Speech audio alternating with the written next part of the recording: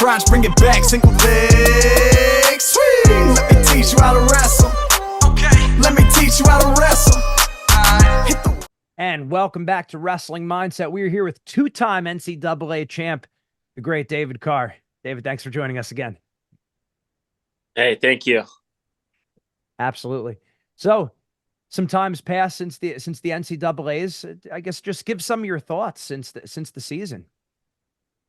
Yeah, this season was, a lot of fun. I would say, the wrestling season is kind of a roller coaster. There's just some ups, some downs, some highs, some lows. So I feel like, keeping that even keel is important. So, going through this season was a lot of fun. At a packed weight class, got to wrestle a lot of really great competitors.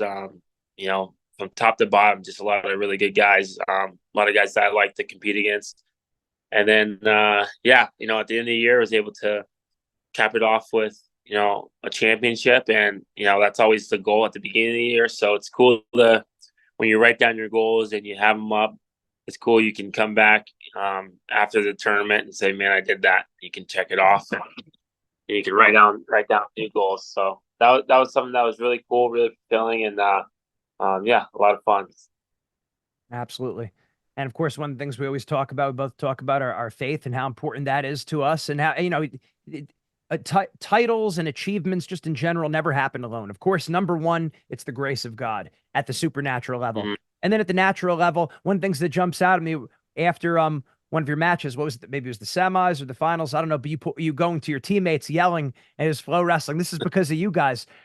Talk about that a little bit, because a lot of times we look at wrestling as such an individual sport, and then you have a guy who's achieving so much and actually saying it's because of you guys, and not just blowing smoke, but really meaning that. Talk about that. Yeah, I kind of think about that in the way of, man, it really takes a village. It really takes everyone. My teammates, they believe in me, even when maybe I doubt myself a little bit, or maybe I'm not fully confident in myself. And I would say that doesn't happen too often when I'm not thinking that, hey, I can do it. But it's always nice to know that they have my back and they're always encouraging me and pushing me. And the workouts, they're reminding me of what the goal is. They're telling me I can always, you can beat anybody, you can do it. This is your year. So things like that. And I try to encourage them as well.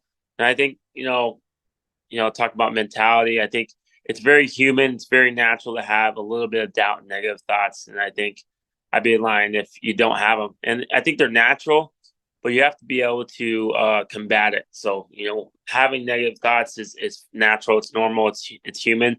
But then being able to replace that negative thought with a positive thought, and then replacing your mindset, changing your mindset to being positive and having that. And so I would say those are the type of things that I had to do. It's easy, the kind of negative thoughts just come out of nowhere, and you just have to train your brain to capture those things and think positively. And that's going to help you get the result you want. And if you don't get the result you want, that's okay. You get back to work. You look at what you can do. And I think, when I think about my teammates, they just help me continue reminding me of, hey, your mind's your best asset. You have such a strong mind. There's such a strong will. There's not a lot of people that can stop you with your will and what you want to do. So that was a good reminder from them and the coaches. And so to be able to go and put together a good tournament. Yeah, absolutely. And especially knowing, obviously the whole weight class was really good, right? But the first that showdown with O'Toole, right? And knowing that you guys have wrestled multiple times, and knowing that there's a time where you won a national championship, like at the NCAA level, the highest of the highs, and then also losing in the finals, which would feel, it's not the lowest of the lows, obviously, but in the moment, it certainly feels real low. And actually knowing that, hey, this could go either way. I have a good chance of winning, but I also could have a good chance of losing. And this is my last year. I guess talk about those dynamics a little bit and walk us through that thought process if you can. So, I think it's something that my dad always says is you want to cash in on the experience. You want to learn, you want to grow. And what I've learned, I've learned to look at wrestling objectively. I don't take it personally. If I lose, if I lose, I'm not going to be like, oh, I suck. I can't ever do it again. I'll never be able to. I kind of just look at it as, man, the guy took me down with a single leg. Maybe I was out of position. Maybe I didn't use the proper defense. How did he get in? Why did he get in? Once he got in, was my baseline there? A lot of just wrestling talk, but those are the things that I think of when I think of looking at wrestling objectively. And when you look at wrestling objectively, you can grow a lot faster. And I had to learn that skill. And, for me, I'm not worried about the championships as much. My identity is in Christ, and I have a strong faith. And because of that strong faith, I know that, wrestling's not everything to me. I love my family. I love reading books. I love doing a lot of things. So when I have that mindset, it's so much easier to look at, man, just fix this, man, just fix that. So when I lost in the national finals the year before, the routine of what was I doing that day, the preparation, I think I could have did a way better job. And then what was my thought process? How was I thinking? I think there were some adjustments I could have made there. And then in the match itself, what were my keys? Did I have keys to victory? Was I focused? How was I moving my body? How was I moving my opponent? And those things, for me, looking after the tournament and evaluating, I was like, yeah, I didn't meet some of those criteria. I didn't do some of those things well. So this year, I made sure I did all those things well when I made it to the finals. And it doesn't guarantee success, but I think I gave myself a good shot of winning when I made sure the details. What did I eat? What time I ate? When I warmed up? All the way to the last second of what am I thinking right before I run out on the mat. Yeah, and making it not so much about the man who's in front of you, but the things that you were doing. If I understand correctly. Yeah, just focus on my and what I can do. I'm not too worried about the other guy, whether I had O'Toole in the finals, Messenberg in the finals, or if I'm wrestling Dean Hamini in the finals. To me, it's not really about them. It's about just focusing on how I want to feel, how I want to wrestle, the little details in between, the routines that I had built up all season, trusting those things, trusting in my faith that, no matter what happened, I know that I can lean on God, whether I win or lose, I can trust in him. That's his plan. Absolutely. And of course, having family that wrestled, dad, brother, and everything, how they continue to have an impact on you throughout the years and throughout your wrestling career. Man, their impact is so great on my life. My brother, when I started wrestling, he just kind of took me under his wing and showed me a lot of moves, encouraged me in my faith and my wrestling. Same thing with my dad. I just think that, when you have like a dad like my dad who's accomplished so much, they can really show you the pathway. They can really help you get there. They can show you the roadmap. Now it's up to you if you want to take it. It's not going to be easy. There's going to be valleys, and there's going to be beautiful views from the mountaintop. I've had some beautiful views from the mountaintops, but I've also been in the valleys. Being the number 1 seed, having a 56 win streak, and then I get upset in the second round, and that's a hard battle. You want to give up, but my dad's telling me, hey, this is the character part we talk about. We've been talking about this is the champion mindset we've been talking about, and so I think like things like that are invaluable. My faith, obviously, my dad was a pastor for a long time, so I grew up just making sure my faith, my value, my characters are the most important things in my life, and then wrestling and things like that are kind of secondary things that if you have a bigger picture, it's easy to enjoy, and it's also to handle adversity with a bigger picture in mind. Absolutely. I don't know if I asked you this before, but what clubs did you go to growing up? Did you go to any clubs? Yeah, I went so there my dad had started a wrestling club when I was younger.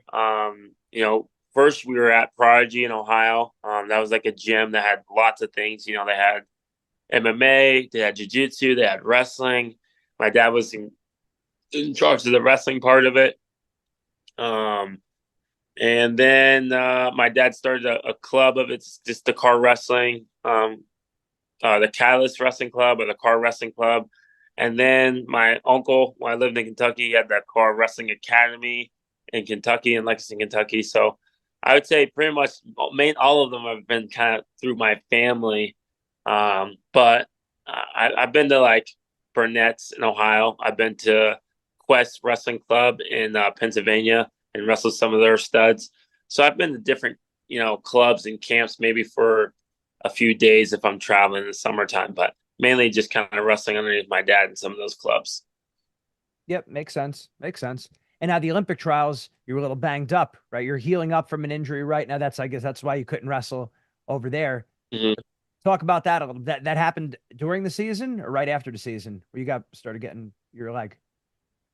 I mean, it happened pretty much right after. I don't think anyone's 100% healthy going into nationals or anything. So I was kind of like, right after season, I kind of let my body get a little break. I had some tweaks and stuff I wanted to take care of. And then once I, took a little break, I started training and stuff and getting in my preparation for the trials. And then was wrestling live and my ankle kind of got caught in the mat and messed up my ankle. Some of the ligaments kind of got messed up a little bit, and then had to have surgery. Had surgery Wednesday, like 2 weeks ago today, probably is like around 2 week mark. And so just been healing up in that. I'm in a little boot right now. It kind of sucks. I love wrestling. I love getting better at wrestling. I love running and lifting and things like that. So right now I can't really do any of that until I had to take my staples out where they cut to do the incision has to heal up completely before I can sweat or really do anything. So I'm kind of just chilling right now, which is fine. I'm doing school. I'm enjoying this little break for my body. I feel like my body feels really great right now, having this break. So it's a blessing in disguise. I think my body probably just needs a little bit of rest, and I'm excited to get back and train.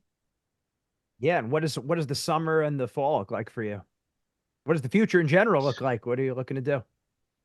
Yeah, so I just got this job. I got hired from a collective for Iowa State's the Cardinal Go Collective. I'm in charge of recruiting, and I'm in charge of helping fundraise and help get some money and raise NIL and find opportunities for the athletes.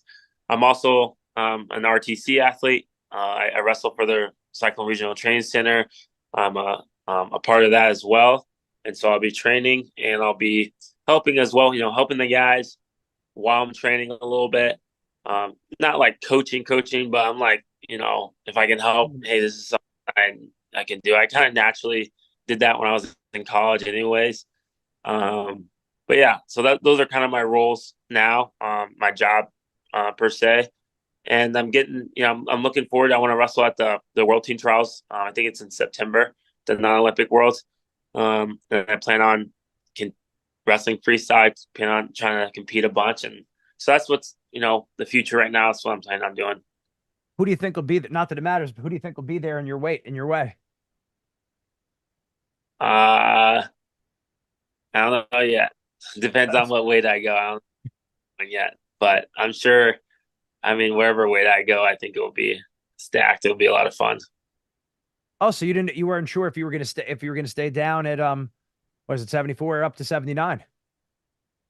Well, I think the way that the trials work, they might not do they only do it for the weights that haven't been that's wrestled. right. That's right. The non-Olympic weights. That's right. Oh, that's 61, 70, 79, and one more high. Like I think it's like those weights.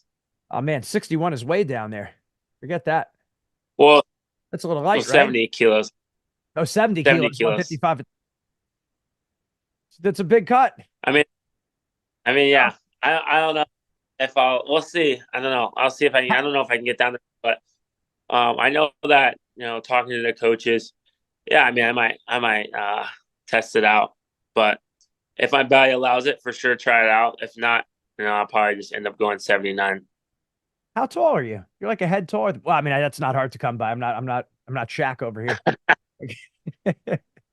I'm I'm like 5. I'm 5'10". All right. So The time is now to take your mindset to the next level with Wrestling Mindset. Make sure you go to our website, WrestlingMindset.com, and sign up for your free trial session today. Don't wait any longer. You want the mental edge right now. When you sign up for the free trial session, you're also going to get a copy of our free ebook, Building the Predator Mindset. This book has helped thousands of people build confidence, relax under pressure, get motivated, and build mental toughness in wrestling, school, and life. Make sure you sign up for your free trial session today.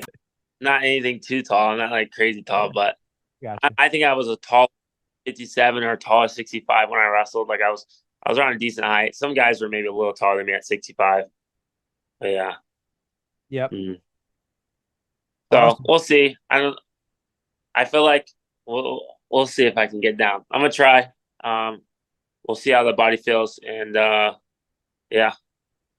So you're going to be in charge of recruiting, or like one of the main recruiters? Or does that mean people are coming to you, or you're going to be reaching out to people? Our high schoolers going to get a call from David Carr. Yeah. So if you're in high school or you're hopping in the portal, you're going to be getting most likely you get a call from me. I'll be kind of the direct contact at first. I'll relay it over to Dresser. You'll talk to Dresser and the rest of the staff, but I'll kind of be the first contact, or once you get on campus, I'll probably be showing you around the campus, telling you why you should come to Iowa State, one of the best universities ever, and show you our beautiful campus and things. So yeah, it's fun. I like doing that. I remember what the recruiting process was like for me. And so I just try to make sure I can make it as easy as possible for those guys and let them know what we have to offer. Awesome. I'd get a little playful with you here. We talked about before when you made the call me maybe and then the hang up. Talk about that, because I don't know. Does everyone? I don't think that was readily apparent to everyone what that was. Talk about that. Yeah. I just thought it was fun. It was a playful thing. Yeah, it's really just more of a playful thing, something funny. I don't know if I've talked about it before or anything. It really, you can interpret it however you will. I really didn't say anything about it, but for me, how I had thought of it in my head when I did it was more of like, in a way, like people are calling. I see it like the haters are calling and they're like, "Oh, you're the 4th seed. You can't do it. This guy has your number. No way you're going to do this. No way." And I'm like, dude, like, is this guy still talking on the phone? I hang up on him. So it's just kind of hanging up on. Like, I know I probably don't have like a ton of haters, but I'll be on like my social media and stuff on other platforms, and so many people will be like commenting crazy stuff. Like I would screenshot like the comments and keep them as like motivation. So I'm like I like it because I'm like, okay, you're like motivating me, and so I'd keep them and use it as fuel. And so then like I had so much built up of like, man, and I really respect the tool a lot. He's a good competitor, and I have the utmost respect for him. There's no like bad blood or anything. Right. He's a brother. But what the celebration was like, his fans would like come on my page and like comment all this negative stuff, like O'Toole got your number, O'Toole's your daddy, and stuff like that. I was like, what the heck? Like all this crazy stuff. So I was like, more of like his fans kind of being negative on my stuff, and I was just like kind of just hanging up. Exactly. It's like we said before, we spoke about this at the behind the scenes at the Olympic trials. It's like, it's one thing to root for your guy. Sure. Like we get that, but like rooting against someone, that's kind of like, come on, everyone's working hard. Everyone's trying their best. It's like, there's no reason to troll people. It's, it should be a little different than that. Right. Dude, I was getting trolled like constantly. I'm like, dude, and I'm not really on, like, towards the end of the season, I don't really get on. So I try to get off social media towards the end of the season anyways. But I just remember being like, why is he trolling me? I didn't even do anything to him. Right. They didn't comment like. So then I was just like, so it's more of like that. Same thing with the Iowa guy, like the Iowa duel. I just remember everyone was just saying like I don't know, crazy stuff. And it's Cyhawk, so I know they're going to say crazy stuff. So I was just kind of like, all right, we're going to end that discussion right now. Oh, you did it at the Iowa duel too? I did Iowa duel too. I just did it twice. I did Iowa duel, and then I did it in the semis. All right. So now at least the trolls know. It's like, hey, click. That's good. Yeah, it's just Yeah. Well, goodbye. Exactly. No, but you made a point there that I'd like you to break out just a little bit more for me about how you said you would save some of what the troll said and how it helped fuel you. Okay. Now I could see that working for some people to get them motivated. I could see for other people it getting in their head and being Yeah. harmful. And then also you just spoke about now about how during towards the end of the season, you got away from it. Talk about how that's a very nuanced thing that could work for some people and maybe not for others. Talk about that a little bit. So yeah, I think social media is kind of like a distraction. So like, towards the end of the season when it's coming down to the wire, I just delete everything and I'll get back on it once I'm done with the season at that point.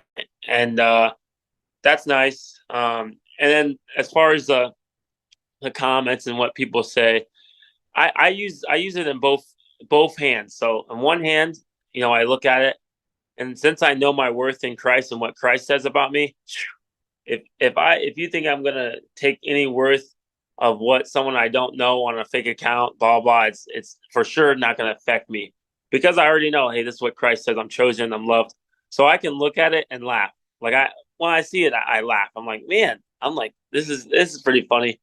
And then at the next level, I take it and I said, okay, this guy's doubting me. These people are doubting me. They don't think I can do it. I don't think people think I'm good anymore or something. Man, I don't think people think that I have a heart and that I can really go after it. And so really all that does is make me a little bit mad and make me a little bit more locked in. So if before maybe I was only going to run, 2 miles after practice, maybe I'll run 3 just for the extra comments for the trolls. Maybe I'll do an extra stance and motion for those guys. And I keep the comments just because it's a reminder of like, these guys are doubting me.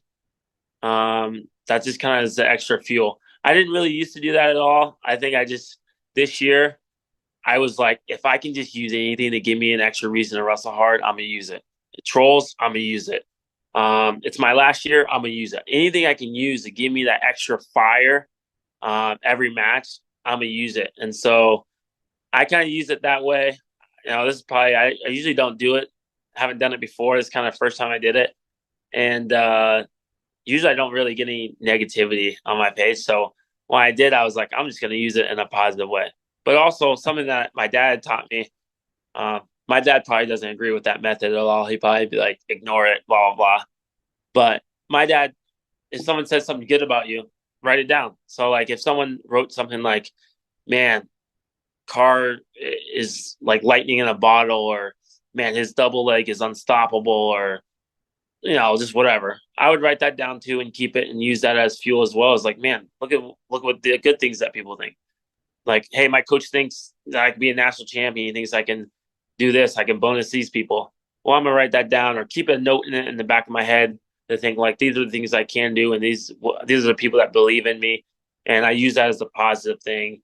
My dad used to keep like newspaper clippings when they would talk about the battles with him and Kenny Monday and how explosive, how strong they were. And those were like, man, that's awesome. That's good stuff. You want to feed yourself. Exactly. 2 points. One funny point, not serious, and the other serious point. The funny point being obviously that backfired on the guys, because then when it came down to get one more, you're able to get one more, and those extra sprints definitely help with that. And then still having energy to spare when you're being carried out with your friends back there. So that's the funny point. But the serious point, and I think this is what a lot of people miss.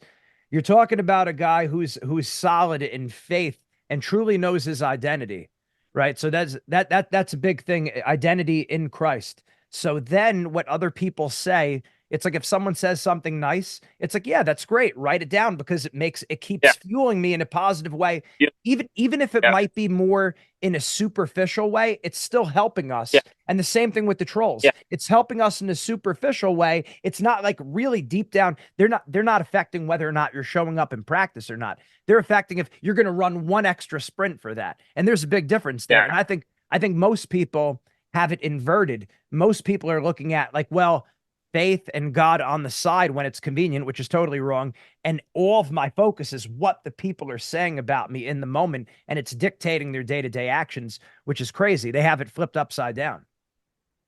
Yeah, I think that's absolutely right. I think when I look at it, it's just like you got to use it in a positive way. Your life goes in the direction of your strongest thoughts. So how you look at yourself, how you view yourself, and what you believe you can achieve, yeah, that's all about what you're thinking about every day. So I'm always thinking about my coach is always telling me every day I can be a national champion. He's telling me I can do this and that. Man, that's gonna really help me because I'm thinking about that every day. And so when it comes down to the championship, I truly believe I can do it. If I don't, it's just I got to go back and make adjustments and get better at wrestling.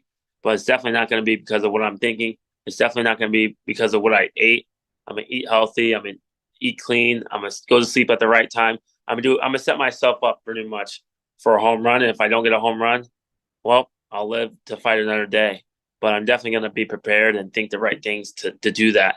And I think having a strong faith helps me just be more free and do those things. And even my teammates, I talk about, that's because of them. It's because, I know that interview with Casey Surdar, he's talking about the sprints. And he's saying, hey, I'm tool beat me. So there's all these other things that they're doing too to hold me accountable and push me. They're like, and my shape, my conditioning, my wrestling, all that went to another level because I'm always just thinking about like, man, I got this person, right? I got this guy out here. Obviously, the rest of the way is really good, but I know specifically I got this guy that is going to push me and he's going to make me better because he's there because I know, when I'm wrestling, I'm not going to miss any reps when I'm doing it because I know he's not going to miss any reps. I got to eat healthy because I know he's probably eating healthy. So it's going to come down to just who wants it more, who's going to have left in the tank, whose technique's going to be better, who can scramble better, who can run. Like, it's going to come down to all these minute things. Right. And that's exciting. You want someone that can push you like that. And I remember after he beat me in the finals last year, he was like, you made me a lot better. I appreciate you coming to the weight. And it was kind of like, I just remember being like, man, he made me a lot better. Losing those matches was really good for me because it helped me go back and make adjustments. It helped me, push myself to a level that I didn't know if I could push myself. Like, I'm tired and I'm keep going. I'm like, man, I don't know if I've ever been able to push as hard as I could and then keep pushing and keep pushing. And I think I unlocked those type of things because I knew I had him to beat. And I knew I had guys like him to wrestle at the weight. So it just made me just work a different level of hard, just try harder in my technique, try harder in my conditioning and the weightlifting and every aspect of my life, eating, all that stuff.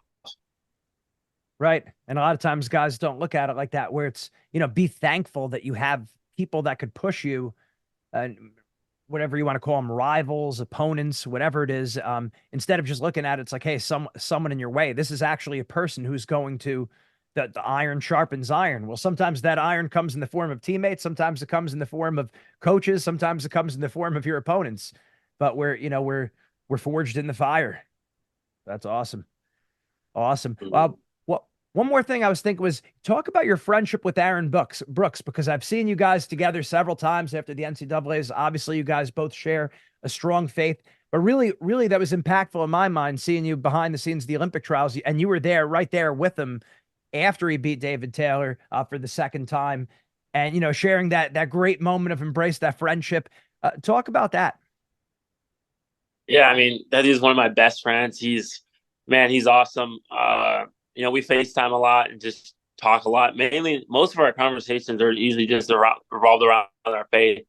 I feel like we don't even really talk wrestling that much, but I mean, when we do, it's just, little things and things that how we can help each other, picking each other's brain on things. Like you talk about the mindset, I'll pick his mindset sometimes and he'll pick my mindset sometimes. And it's a lot of fun. It's a great relationship. I've known him for a long time. We used to warm up together before big tournaments like Fargo and World Team Trials. We've been on a few world teams and things like that together. So it's just a relationship over time that we've just gotten closer and closer. It was amazing being able to go to the Olympic trials because I wasn't going to go. And I was just thinking, man, if Brooks makes a team and I'm not there, that kind of I want to be there for him. And even though I can't wrestle, it'd be pretty sweet to just watch and help, whatever I can. He's cutting weight and doing all this stuff, whatever I can do just to serve him and help him. And I think, as a follower of Christ, we want to look to do, serve others and love others well. And so I felt like that was like, that's what I wanted to do. Just be around him, be positive, make sure he's smiling, laughing, relax, and just be there as a sport and watch him wrestle. And yeah, it was really cool. I'm really proud of him making the team. That's something that he's talked about for a long time. Since he got into college, that's something that we both have aspirations to make that Olympic team, to make world teams, and to see him achieve that goal is inspiring to me. It's awesome to see that because I've watched him work hard for it. But yeah, I mean, great friend, great leader in Christ.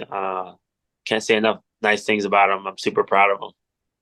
That's awesome. That's awesome. Well, it looks like you have some more studying or papers to get back to. What do you have in front of you there? Yeah, so I just have this some schoolwork, some things I got to get done. I'm almost done. I thought I saw papers. It's your computer. I thought that the desk was a computer. Yeah. Yeah, your computer. So just got to get some schoolwork to get done. This is the last thing I got to do. I'm graduating with my master's on Thursday. It's awesome to get, be able to get a lot of education in while I'm here at school and wrestling. So yeah, getting this master's degree. And then after that, I'll get to enjoy no more homework assignments or papers anymore. Awesome, David. Great stuff. Well, again, congratulations. Great season. Best luck for the future. I'm sure we'll do talks again, but thanks for jumping on with us. Appreciate it. Yeah. Thank you so much. God bless you. Have a great day. God bless you.